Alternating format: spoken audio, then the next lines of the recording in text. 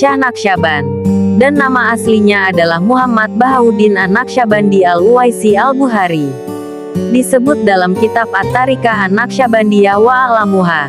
Namanya dikenal dengan sebutan Syah Naksyaban. Dilahirkan pada tahun 717 H. 1317 M di daerah Qasrul Arifan, sebuah desa di dekat Bukhara. Dia belajar ilmu syariah kepada Khawaja Baba Samasi, yang dimakamkan di desa Samas, dekat Bukhara. Pada umur 18 tahun, dia mengambil tarekat dari syekhnya, Syekh Baba Samasi dan belajar ketenangan, khusyuk, dan tadaru. Akan tetapi, silsilah sanad tarekatnya beliau menyambungkan kepada murid Baba Samasi, yang juga gurunya, yaitu Sayyid Amir Kulal. Sumber-sumber yang menyebut biografinya menjelaskan bahwa Syah Naksyaban memiliki 3 guru yang banyak berpengaruh kepada pembentukan karakter dan perkembangan spiritualnya. 3 orang itu disebut oleh Jaudah Muhammad Abul Yazid Al-Mahdi dalam Biharul Wilayah Al-Muhammadiyah, yaitu Khawaja Abdul Qolik Al-Gusdawani, Baba Samasi, dan Sayyid Amir Kulal. Melalui Khawaja Abdul Qolik Al-Gusdawani, Syekh Muhammad Bahauddin Naksabandi disebut memperoleh tarbiyah Uwaisyah secara ruhani, bil madad ar-ruhil azam. Sementara dengan Baba Samasi, disebut, ketika Syekh Muhammad Bahauddin Naksabandi memperoleh tarbiyah Uwaisyah di dalam batin dari Khawaja Abdul Qolik Al-Gusdawani, beliau memperoleh tarbiyah ruhiyah pula di alam dahir dari Baba Samasi dan Sayyid Amir Kulal. Peran Syekh Baba Samasi di antaranya disebut oleh Jaudah Ahmad Abul Yazid Al-Mahdi, berdasarkan kesaksian Syah Naksabandi sendiri. Begini, kakekku mengirimku, dan umurku kira-kira 18 tahun, ke Samas untuk berkhidmah kepada Al-Arif, Al-Kabir, Mursyid Asy Syahir, Syekh Baba Samasi, dengan memohon doa kepadanya untukku. Tatkala aku memperoleh hasil, tidak sampai waktu gurub, kecuali aku telah mendapatkan barakahnya. Diriku dalam keadaan tenang, khusyuk, dan tadaru. Kemudian aku berdiri pada waktu sahur, lalu berwudu dan ke masjid yang di dalamnya ada para sahabat. Maka aku takbiratul ihram menunaikan salat. Tatkala aku sujud, aku berdoa kepada Allah dan aku merendahkan diri dengan banyak. Maka lewatlah melalui lisanku pujian atas doaku. Ya Tuhanku, kuatkan aku dalam membawa ahwal untuk menanggung bala dan minhahnya mahabah. Kemudian aku sholat fajar bersama Syekh Baba Samasi, Qodasalah Sirohu. Tatkala aku sudah selesai salat, kemudian Syekh Baba menemuiku dan mengingatkanku setiap apa yang terjadi padaku dari jalan kasyaf.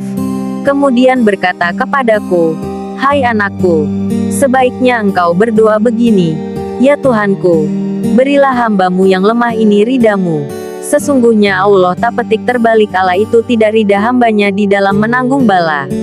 Apabila kekasihnya diuji berdasarkan tuntunan hikmah, dia diberi kekuatan untuk membawa bala dan memunculkan hikmah. Maka tidak patut seorang hamba untuk memilih memperoleh bala, karena sesungguhnya hal itu menghilangkan makam adab.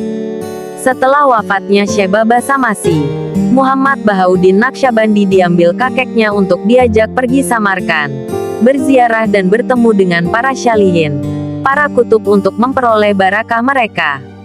Setelah itu, beliau datang ke Bukhara dan dinikahkan, menekuni ibadah menjalankan syariat dan menekuni hakikat.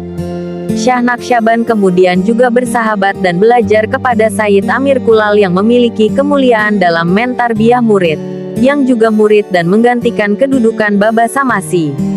Pada saat bersama Sayyid Amir Kulal ini, Syah Naksyaban juga mengalami jazbah dan mendengar hatif. Dari jazbah ini kemudian dibangun dasar-dasar tarekat Naksabandi.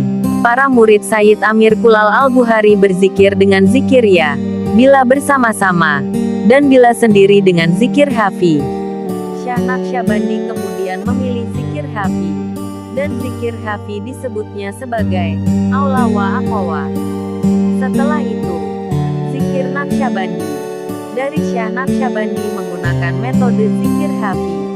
Tentang jawaban Syahid Amir Kulal ketika ditanya salah satu muridnya Soal zikir Hafi dari Syah Naqsyaband telah dikutip di bagian Said Amir Kulal, dan tidak diulang lagi di sini. Setelah datang kepada Said Amir Kulal, Syah Naqsyabandi berziarah kepada orang-orang solih dan belajar dari ahwal mereka. Dan, setelah berhaji 3 kali, Syah Naqsyaband berdiam di Marwah, kemudian Bukhara, dan kembali ke daerahnya di Qasrul Arifan dan mendidik para murid. Sejak masa Syah Naqsyabandi, tarekat yang dulu sering dinamai Taifuriyah atau petik terbalik Ishqiyah, kemudian dikenal sebagai tarekat para Hojagan, Wajagan, maka tarekat ini kemudian dinisbahkan kepadanya, menjadi Naqsyabandi.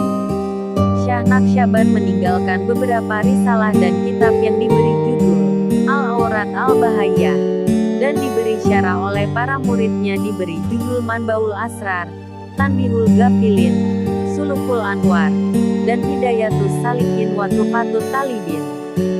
Syah Naqsyaband menambahkan 8 asas yang telah diletakkan oleh Khawaja Abdul Khaliq Al-Busdawani di dalam bahasa Persia, dengan 3 asas lagi, yaitu Wukuf Zamani, Wukuf Adadi, Wukuf Qalbi.